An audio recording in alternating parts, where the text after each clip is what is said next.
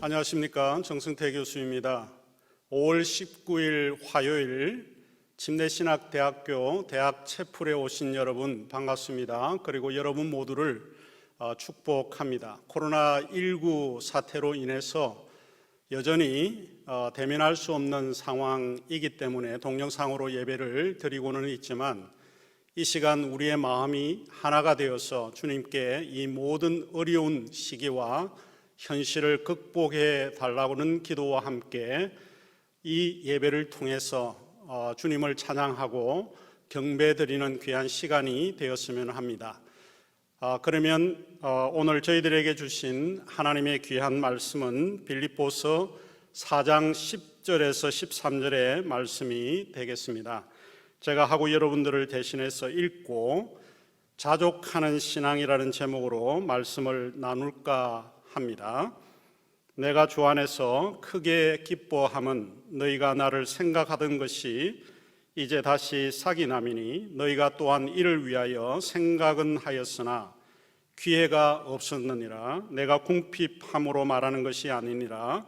어떠한 형편에든지 나는 자족하기를 배웠노니 나는 비천에 처할 줄도 알고 풍부에 처할 줄도 알아. 모든 일 곧 배부름과 배고픔과 풍부와 궁핍에도 처할 줄 아는 일체의 비결을 배웠노라.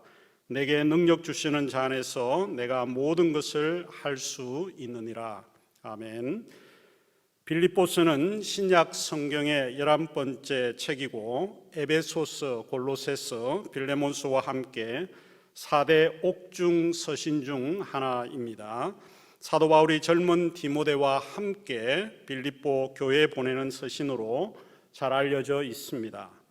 무엇보다도 바울이 2차 전도 여행 중에 실라와 함께 서기 49년에서 51년에 방문한 장소이고 이곳에 그리스에 세워진 첫 번째 기독교 공동체가 위치했던 장소가 빌립보입니다. 사도 요한의 제자였던 폴리캅, 최초의 조직신학자였던 이레니우스, 그리고 알렉산드리아 학파의 수장이었던 클레멘트, 그리고 아덴과 예루살렘은 무슨 관계가 있느냐라고 하는 말로 유명한 초대교회의 터툴리안 같은 교부들이 빌립보 서신을 자주 인용했던 것으로 알려져 있습니다. 그들이 이 빌립보 서신을 자주 인용했던 것은 그리스도인이 갖추어야 할 훌륭한 덕목이 많다는 것이기도 합니다. 특히 빌립보서는 예수 그리스도의 성품을 따뜻한 인간미와 깊은 신앙의 내면성으로 승화하는 그런 서신입니다. 그래서 저는 종종 그리스도인이 마땅히 가져야 할 신앙적 덕목을 배우려고 하면 빌립보서를 읽어야 한다고 저는 믿습니다. 오늘 이 구절도 우리 그리스도인에게 매우 중요한 의미를 제공해 주고 있고 그 내용을 담고 있다라고 볼 수 있습니다. 바울은 지금 자유로운 몸이 아니라 로마 옥중에서 편지를 쓰고 있습니다. 부자유하다는 것은 지금 그의 상황이나 환경이 어렵고 힘들다라고 하는 것을 우리가 이해해 볼 수 있습니다. 오늘 대학 예배 저는 자족하는 신앙이 무엇인지를 생각해 보려고 합니다.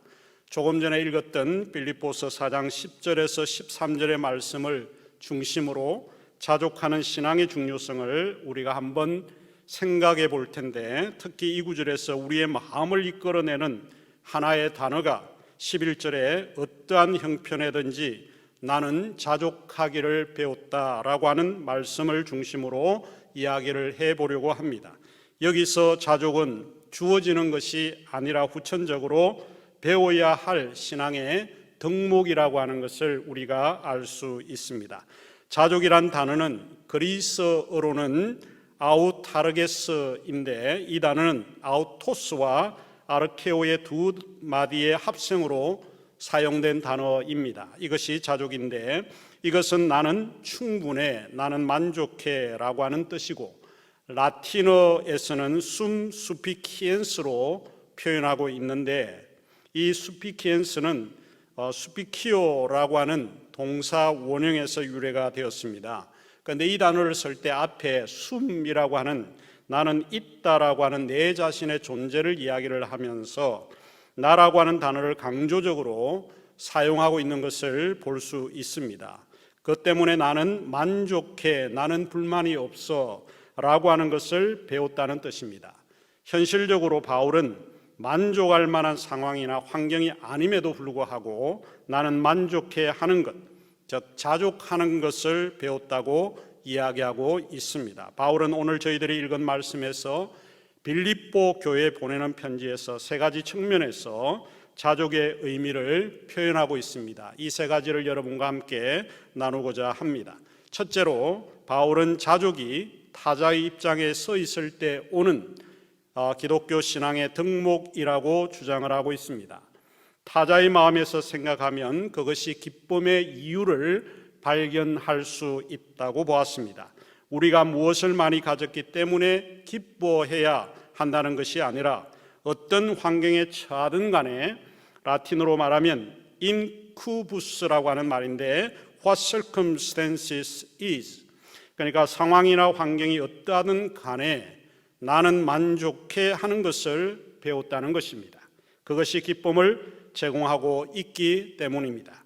10절에서 내가 주 안에서 크게 기뻐하고 있다고 바울은 자신의 마음을 이야기하고 있습니다. 자신이 스스로 기뻐할 수 있는 이유는 너희가 나를 생각하는 것이 이제 다시 싹이 나미니 너희가 또한 이를 위하여 생각은 하였으나 기회가 없었기 때문이다 라는 것입니다.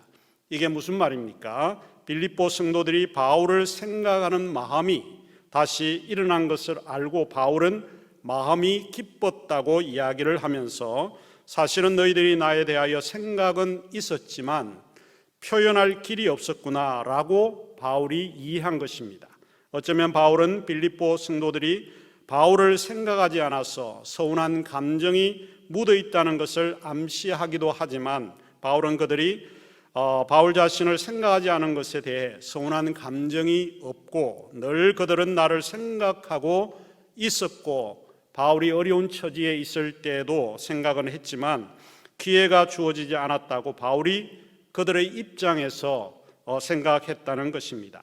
사람의 서운한 감정은 자신의 입장에서 생각을 하면 매우 서운합니다. 하지만 바울은 그들의 입장에서 기회가 없었기 때문에 힘들고 어려운 나를 생각했던 마음을 표현할 수 없었다라고 이야기하고 있습니다. 내가 궁핍해서 이렇게 말하는 것이 아닙니다 라고 바울은 이야기를 하면서 내가 궁핍하기 때문에 너희들이 나를 도와달라고 하는 것이 아니고 내가 궁핍하기 때문에 너희가 나를 생각하지 않은 것에 슬펐다는 것이 아니라고 하는 그런 사실입니다. 우리가 종종 타인을 이해하지 못하는 경우가 많이 있습니다. 그것은 상대의 입장에서 생각하지 않고 내 입장에서 생각하기 때문입니다. 지금 내가 어떤 상황에 있는데, 지금 내가 감옥에 있는데 나의 처지와 형편을 알고 있는 너희들이 나를 대해 생각하지도 않고 라고 생각하기 시작을 하면 우리는 마음이 매우 서운해하고 아마 화가 날 수도 있을 겁니다. 하지만 바울은 그들이 생각하지 않았어도 기회가 없었다고 여기니까 바울은 기뻐할 수 있었다라고 이야기를 하고 있습니다. 종종 우리는 사람이 마음먹기에 달려있다고 말하는 것을 많이 들어보셨을 겁니다. 살다 보면 그 말이 맞는 것 같습니다. 사람이 마음먹기에 달려있다고 보는데 바울이 그런 마음을 가진 사람이 아닐까 싶습니다. 바울은 빌립보서 2장 19절에서 너희의 사정을 알므로 안위를 받으려 함이다 라고 이야기를 하고 있습니다. 이 말은 너희의 형편을 알기 때문에 격려, 즉 위로를 받으려 한다라고 이야기를 합니다.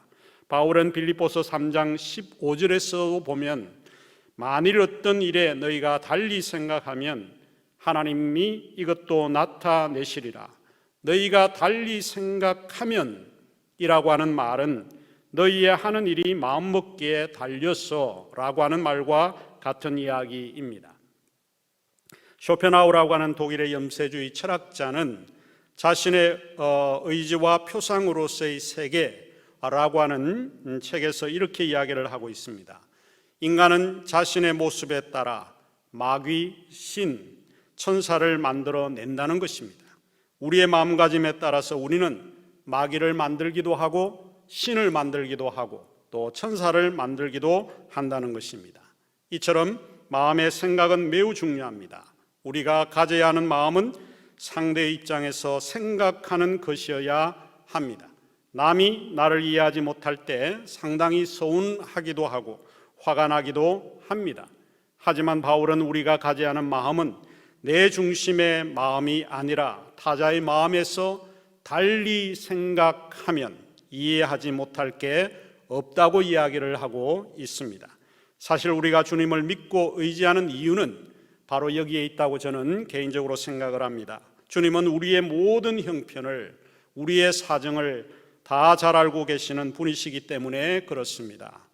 하나님의 은혜로라고 하는 찬송가 310장에 보면 이런 점에서 종종 우리에게 많은 위로를 제공해 주고 있습니다. 하나님의 은혜로 이 쓸데없는 자 왜 구속하여 주는지 난 알 수 없도다. 후렴에 보면 내가 믿고 또 의지하면 내 모든 형편을 잘 아는 주님, 어느 누구도 우리를 이해할 수 없지만 주님만이 우리를 아시고 우리의 형편과 처지를 이해하고 있다라고 하는 것입니다. 누구의 사정과 형편을 안다는 것은 매우 중요합니다. 그것은 타인의 입장에서 생각해야 오해가 없는 것입니다. 내 입장에서 보면 괘씸하기도 합니다. 자족의 마음은 우리에게 기쁨을 제공하는데 빌립보서 4장 앞구절에서 바울은 주 안에서 항상 기뻐하라, 내가 다시 말하노니 기뻐하라고 말씀하고 있습니다.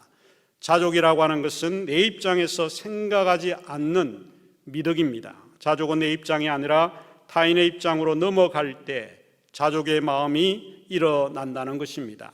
이 자족의 마음이 곧 기쁨을 제공하고 그것이 기쁨의 원천이 된다라고 바울은 우리에게 교훈해 주고 있습니다. 저는 그런 생각을 한번 해봅니다. 제 책 가운데 그까이 거 해석학 폼나게 풀어보자라고 하는 책에서 현대 신학의 아버지였고 해석학자였던 슐라르마을을 논의를 하면서 그런 생각을 한번 해보았습니다. 슐라르마을은 해석의 목표가 이해에 도달하는 기술이라고 이야기를 하고 있는데 이해하지 못할 때 나타나는 것이 있습니다. 그것이 오해입니다. 미스언더스탠딩이 이해하지 못할 때 나타나는 전형적인 이해입니다. 그래서 저는 그렇게 표현을 했습니다. 오해는 이해의 이전에 발생하는 것이라고요. 우리는 우선적으로 이해해 보려고 노력을 해야 합니다. 그러면 오해가 사라집니다. 그러므로 타인의 입장에서 생각하는 것을 배움으로써 마음의 기쁨을 얻는 여러분이 되시기를 부탁의 말씀을 드립니다. 둘째로 자족의 마음은 마음의 평정을 유지하는 미덕입니다. 바울은 나는 어떤 형편에 처하든 간에 만족하는 것을 배웠다라고 이야기를 합니다. 그것이 바로 자족하는 마음입니다.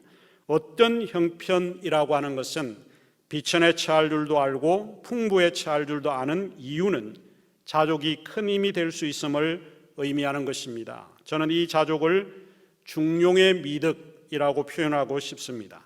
중용이라고 하는 말은 종종 우리에게 크나큰 힘을 제공해 주는데 중용이란 너무 지나친 것도 좋지 못하고 또 너무 모자라는 것도 좋지 못하다라고 하는 표현입니다. 자족은 너무 부유한 것도 지나치고 너무 가난한 것도 모자란다라고 하는 말입니다. 마치 솔로몬이 나를 부하게도 마시고 가난하게도 마옵소서라고 기도했던 것과 같습니다. 사람이 너무 부하면 방종하거나 교만하게 되고 너무 가난하게 되면 사람이 비굴하게 되어집니다. 그래서 사도 바울은 내가 부에 처하거나 가난에 처해도 일체의 비결을 배웠다는 것입니다. 그것이 무엇입니까? 바로 그것이 자족하는 마음이라고 하는 것입니다. 실제로 사람이 조금 가지게 되면 그렇게 어깨에 힘이 들어가는지 사람들에게 우쭐대는지 우리가 그것을 많이 보고 있습니다. 너무 사람이 가난하게 되면 반대로 또 궁핍하게 되면 너무 사람이 초라해지고 비굴해지는지 바울은 우리에게 이야기합니다. 그런 인생 살지 말라는 것입니다. 자족하면서 바울은 우리에게 살라 이렇게 교훈하고 있습니다. 부에 처해도 겸손해야 하고 가난하게 살아도 어깨를 쭉 펴고 주눅들지 말고 살아라고 하는 뜻입니다. 철학자 쇼펜하우는 우리는 흔히 자기 자신이 가진 것을 생각하지 못하고 자기에게 없는 것, 부족한 것만 생각한다. 그것이 불행에 길을 가게 한다라고 주장했습니다. 자기에게 없는 것을 생각하면 사람은 감사가 사라지게 됩니다. 자기가 가지지 못한 것만을 생각하기 때문에 불평과 불만만이 그에게 있게 됩니다. 그래서 우리의 삶에서 감사가 사라지는 것은 나는 없고 남은 있다고 생각할 때라고 하는 것을 배우게 됩니다. 우리가 여기서 한 가지 생각해 볼 수 있는 것은 자족의 가장 큰 장애는 서로 비교하는 것임을 알 수 있습니다. 자족하는 마음이 없을 때 우리는 자꾸 남과 비교하게 됩니다. 자족의 미덕은 우리가 남과 비교하지 않는 신앙이라고 하는 것을 가르치고 있습니다. 우리가 비교하는 마음이 생길 때에 우리는 자족하는 마음을 갖지 못하게 됩니다. 비교는 매우 위험합니다. 우리의 신앙에서 또 우리의 마음을 파괴하는 요소가 바로 비교이기 때문입니다. 덴마크 실존주의 철학자 쇠렌 키르케고르는 그의 사랑의 역사라고 하는 책에서 비교는 모든 유혹 중에서 가장 고약한 유혹이다라고 말을 합니다. 그러면서 그는 비교는 오욕으로 자신의 영혼을 타락시킨다고 말하고 있습니다. 이 비교는 자신이 가진 것에 만족하지 않고 자신이 가지지 못한 것에 불평하고 원망하기 때문입니다. 하나님 앞에서 여러분이 잘하는 것은 무엇이고 내가 가진 것은 무엇인지를 인식하셔야 합니다. 구약 성경에 보면 사울 왕에 대해서 우리가 얼마나 많은 이야기를 들어왔습니까? 사람들은 사울은 천천히요 다윗은 만만이라고.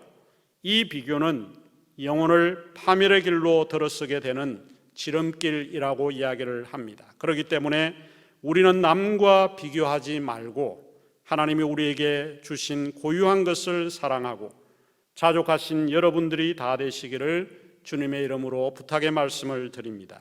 마지막으로 자족은 내게 힘의 원천이 누구에게 있는지를 아는 것입니다.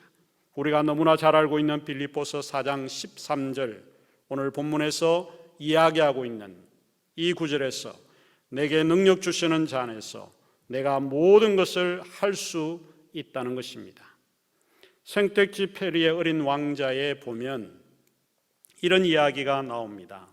인간은 자신을 인간으로 알아주는 상대 앞에서만 인간으로 존재한다는 것을, 그런 상태가 없는 곳에서는 자신마저도 존재하지 않는다는 것을, 따라서 그런 상대와의 만남만큼 진정한 만남이라는 것을, 그렇지 않은 만남은 아예 만남이 아니라는 것을, 외로운 것은 사람이 없어서가 아니라 만남이 없는 장소가 곧 사막이라고 하는 것을, 사막은 도시에도 있다는 것을 그는 깨달았습니다. 이렇게 생텍쥐 페리는 어린 왕자에서 이렇게 이야기를 합니다. 우리가 소중하고 귀한 존재가 되고 우리가 무엇이든 할 수 있는 것은 주님이 우리를 알아주셨기 때문에 그렇습니다. 우리가 주님을 만났기 때문에 우리가 참된 존재의 가치를 알고 이해하는 것입니다. 주님이 우리의 힘의 원천이기에 우리의 삶이 황량한 사막이 아닌 것입니다. 특별히 우리가 빌립보 4장 13절을 대할 때 주의 깊게 읽으셔야 합니다. 그것은 내가 모든 것을 할 수 있다는 말이 아니라 내게 능력 주시는 자 안에서, 즉 하나님이 우리에게 힘을 주시는 그 관계에서 우리가 모든 것을 할 수 있다는 뜻입니다. 시편 23편 1절에서도 여호와는 나의 목자시니 내가 부족함이 없으리로다고 기록되어 있는데, 내가 부족한 사람이 아니라고 하는 뜻이 아니라 여호와가 나의 목자이기 때문에 내가 부족함이 없는 사람이고 내가 자족하고 만족할 수 있는 사람이라고 여러분이 읽으셔야 합니다. 여호수아 6장 27절에도 이와 유사한 문구들이 있는데 여호수아와 함께 하시니 여호수아의 소문이 온 땅에 퍼지니라 라고 하는 구절입니다. 여호수아는 가나안 정복에서 매우 중요한 장수이고 리더입니다. 그가 가는 곳마다 승리하게 되는 기적이 일어납니다. 그래서 많은 가나안 거민들이 여호수아의 이야기만 듣고 그 소문을 듣게 되고 그가 대단한 장수이고 대단한 지도자라고 하는 것을 알게 됩니다. 그래서 여호수아의 소문이 그 온 땅에 퍼지게 되었습니다. 그런데 기억할 것은 사탄은 자꾸 뒷구절만 생각하게 합니다. 여호수아의 소문이 온 땅에 퍼지니라, 이 구절만 생각하게 합니다. 그러나 우리는 여호와께서 여호수아와 함께 하시니 여호수아의 소문이 온 땅에 퍼진다는 사실을 기억하셔야 합니다. 우리는 모든 것을 할 수 있고 부족하지 않을 수 있습니다. 그러나 우리의 힘으로 모든 것을 하는 것이 아니고 우리가 부족한 사람이 아닌 이유는 바로 내게 능력 주시는 자가 있기 때문에, 여호와가 나의 목자가 되시기 때문에, 여호와가 우리와 함께 하시기 때문에 우리가 만족할 수 있고 우리가 부족하지 않을 수 있고 또 우리가 모든 것을 할 수 있다는 사실을 기억하시기를 바랍니다. 그러므로 자족의 근원은 예수 그리스도의 공급하시는 힘에 의해서 유지될 수 있습니다. 우리는 우리의 힘으로 살아가는 존재가 아니라 그리스도를 믿고 살아가는 존재입니다. 우리는 우리의 힘과 지혜와 지식을 의지하고 살아가는 사람들이 아니라 주님이 우리에게 힘 주시는 그 힘으로 살아가는 존재입니다. 이것이 신앙입니다. 신앙이라고 하는 것은 내가 했다고 이야기하는 것이 아니라 주님이 하셨습니다 라고 고백하는 것입니다. 다윗은 방백들을 의지하지 말며 도울 힘이 없는 인생도 의지하지 말라고 조언하고 있습니다. 또 다윗은 시편 57편 2절에서도 내가 지존하신 하나님께 부르짖으며 곧 나를 위하여 모든 것을 이루시는 하나님께로다 라고 했습니다. 모든 원천은 우리가 아니라 하나님이십니다. 우리가 너무나 잘 알고 있는 하박국 3장 17절에서 19절의 말씀도 이렇게 기록되어 있습니다. 비록 무화과 나무가 무성하지 못하며 포도나무에 열매가 없으며 외양간에 소가 없을지라도 나는 여호와로 말미암아 즐거워하며 나의 구원의 하나님으로 말미암아 기뻐하리로다. 주 여호와는 나의 힘이시라. 우리가 삶에서 자족할 수 있는 근원은 바로 내게 능력 주시는 자가 존재하기 때문입니다. 그분 때문에 우리가 즐거워하고 기뻐할 수 있습니다. 이 어려운 시기 속에서도 우리 침신하고 여러분들은 주님을 의지하고 그분으로 즐거워하고 기뻐하면서 자족의 신앙을 회복하시기를 주님의 이름으로 부탁의 말씀을 드립니다. 기도하겠습니다. 하나님, 지금 우리는 국가적으로 또 학교적으로 매우 어려운 시기를 지나고 있습니다. 주님의 돌보심과 위로가 어느 때보다 더 필요한 시기입니다. 주님이 도와주시고 위로해 주시기를 간절히 기도하고 원합니다. 빠른 시일 내에 이 모든 것을 극복하여 예전처럼 일상에서 기쁨을 누리고 캠퍼스에서 함께 토론하고 대화하고 학문의 장을 이어갈 수 있도록 도와주시옵소서. 아멘.